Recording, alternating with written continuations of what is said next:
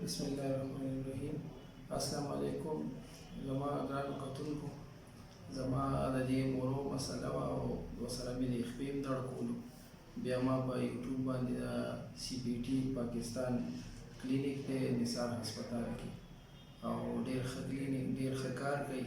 نه پکې د اپریشن ضرورت وي، نه پکې د انجکشن څه ضرورت وي، او کوم د ورزش یو کوي د هغې دپاره یې دا هر څه، او هغې سره ډېر کسان ټیک کېږي. زه خپله هم راغلی یم، زه 3-4 کاله ښو ډاکټرانو پسې وګرځېدم، پېښور ته، اسلام آباد ته، یو ځای بل ځای، خو دوایه سره بس یو وقتي چې کوم درد کم شي، بس هغه کم شي، بس بیا چې هغه اثر ختم شي بیا شروع شي.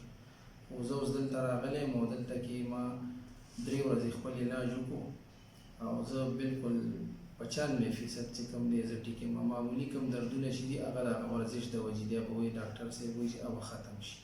نو تاسو ټولو ته خواست دی چې څوک هم پوهېږئ زما په پښتو کې زه لګیا یم، نو راشئ او دلته نه خپل علاج وکړئ، او اپریشن او دې خبرو مبرو پسې مه ګرځئ، او مه ډاکټرانو پسې ګرځئ. السلام علیکم.